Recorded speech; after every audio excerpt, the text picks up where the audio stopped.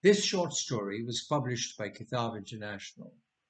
Kitaab, based in Singapore, connects South Asian writers to global audiences. Some time back, they had published my story, Good Angel, Bad Angel. The protagonist in that story was a young boy, Shahid. This is another story about Shahid, and I think I have a few other stories about him to tell you. But this particular story is about Bunking School. Bunking school was not something that Shahid had ever contemplated. In fact, when his new neighbor Farhad asked him if he had ever bunked school, he hadn't even understood what this meant. Farhad was a year older, and the mere fact that he had spent the last few years in the capital, Karachi, which was supposedly a more sophisticated place than Dhaka as it was then known, meant that Shahid stood in awe of him and would follow his lead in everything. They did in fact bunk school not long after the idea came up. They spent most of the day in Ramna Park. Among other things, they raced each other and had an evenly fought wrestling match. Shahid was pleased that he was able to give Farhad some real competition. The highlight was eating street food with the money that they saved by not taking the bus to school. Shahid was amazed at how easy it all was. When he got home around the time he usually returned from school, who would have remotely suspected how he had spent his day? Shahid had not liked school much. Ever since the age of 9, he had had to leave the safe and protective environment of a school where all the teachers were women. He had never really felt comfortable in the 2 years he had been in the new school. The maintenance of discipline seemed to be the main preoccupation of the teachers. Each teacher had his own methods. The Urdu teacher would have students stand for the entire period on a bench at the back of the room if they hadn't done their homework. Detention and writing lines were pretty much used by all the teachers, but some of the teachers had more idiosyncratic and sadistic approaches. The math teacher would put a pencil between a student's fingers and then squeeze and twist till the child would scream in pain. The geography teacher took chalk and marked up the face of any child who had displeased him. Rulers and dusters were also applied, and it is curious that the teachers, by and large, used tools of instruction as instruments of correction. The normally mild-mannered English teacher, Mr. Roy, was something of an exception, but on one occasion some student so incensed him that Shahid saw him grab the student by his hair and actually lift him off the ground. There was also always the threat of being sent to the principal's office for a proper caning. Shahid, for the most part, managed to avoid the wrath of his teachers, but he never felt quite comfortable with them. As for his classmates, he did have one or two friends, but they were also the bullies. What made him a target for the bullies was the fact that he still wore shorts, while all his classmates had graduated to long pants. To make matters worse, the bullies discovered that he did not wear underpants. He was too shy to complain to any teacher about the bullying, nor is it something he would have been able to talk to his mother about. So he put up with the teasing and harassment. All in all, it didn't take much for Shahid to find the idea of bunking school appealing. There were many things he didn't like about school, but for him the worst thing about school was that they didn't give him any time to do what he really wanted to do. What he really wanted to do is read. He had once tried to hide the book he was reading under his desk, but was asked to put the book away and given a detention. Farhad hadn't been interested in another day in Ramna Park, so Shahid made his own plans. He spent much of the day in Ramna Park again, but instead of racing and wrestling, he sat under a tree and read. He tended to read anything that was around, and often read anything that his older sister had read. Right now, he was reading a book of plays by Oscar Wilde. When he got hungry, he had a choice to make. Lunch was always the same: an omelette wrapped in a paratha. Freshly prepared, this may have been delicious, but after sitting in your satchel for half a day, it lost its appeal. Shahid tossed his lunch into a ditch and ended up once again using his bus money to buy puchkas and chaat from a street vendor. At first, a day away from school was an occasional thing. Before long, however, Shahid became aware of a potentially serious complication. Report cards were due, and Shahid realized that the number of absences shown on the report card would be a problem. Students were given their report cards to take home and they were to bring them back duly signed by a guardian. When he got his report card, he saw that the marks were on the low side.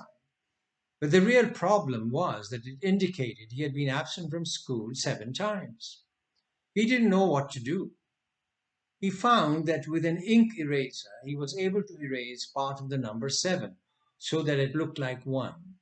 But there was now the question of getting his mother's signature and returning the tampered report card to the school. His mother noticed nothing particularly unusual about the report card and signed it. The next day, Shahid went to the school office to report that he had lost his report card. He was quite relieved that the office readily prepared a replacement copy. It was now simply a matter of signing his mother's name on it and bringing it back to the school. The original report card he hid carefully in the bottom drawer of his desk at home. He hadn't realized it would be quite so easy, but in his mind now, he had a more or less foolproof plan to prevent information from the school getting to his parents. Of course, he realized that he would need to be somewhat careful in spacing out his absence. The new term drew on, and for Shahid, school became ever more boring. At least some of his classmates could look forward to playing sports during recess and before and after school. Handball, volleyball, and cricket were popular, but he was singularly uncoordinated and severely myopic. And apart from games, there did not seem to be any extracurricular activities he could participate in. He remained something of a loner and was happiest when he was left to his own devices. He continued to read voraciously and lose himself in the worlds that books opened for him. The worlds of Greek mythology and epic, of the Arabian Nights, and of Arthurian legend. He continued to spend an occasional day or so away from school, and much of the time on these days was spent reading. But he had also checked out some of the shops and eateries on Nawabpur Road. Some of the shopkeepers were quite friendly, and no one seemed to be unduly concerned that he was not at school. At one of the eateries, he found himself quite welcome and was even occasionally asked to lend a hand. The owner of the eatery, Chand Khan, took a liking to him and sometimes gave him a snack, or even something more substantial like a kebab or puri with chana masala.